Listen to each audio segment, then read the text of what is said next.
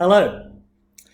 This week, little something I've learned from a diet I've tried out, and also a major change I've noticed in my transition from my old job in finance to my new role as an entrepreneur. My name is Hamish and I'm the CEO and co-founder of the Watch Collectors Club. This is my weekly vlog about my journey into the crazy world of entrepreneurship.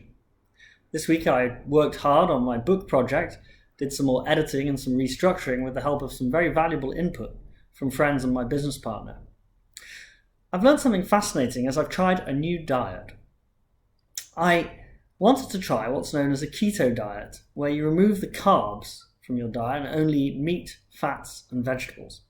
I did this not to lose weight, but to see if it gave me more energy, as I've usually been the sort of person who has quite big dips in energy, after lunch for example, and also I would get angry before meals. This unfortunately hasn't been a change for the better this week. I found it quite difficult and I felt quite rough because of it. It may be because I've not been doing it properly, but I have tried to prepare very well and I like cooking, so I've really thought about the meals I've prepared this week. I think maybe it was just too big a change week on week, and if I try it again in future, I may do things slightly differently, maybe ease into it. So I'm going to stop this diet over the weekend and move away from my original plan. But it's been very interesting learning how hard it is to eat such a radical diet and to remove a major food group. It's not something I'd tried in this way before, and it's been very instrumental in helping me understand how hard this kind of thing really is, not just for me, but presumably for other people as well. Something I noticed this week is about how my move from being a finance professional to becoming an entrepreneur. And it's to do with my relationship changing with the news. In my old job, we had to interpret the news and think about how it affected the portfolio holdings and the companies we analysed. I had to think about whether it was a surprise or just something ongoing, would impact the profitability or strategies of any of the companies I covered.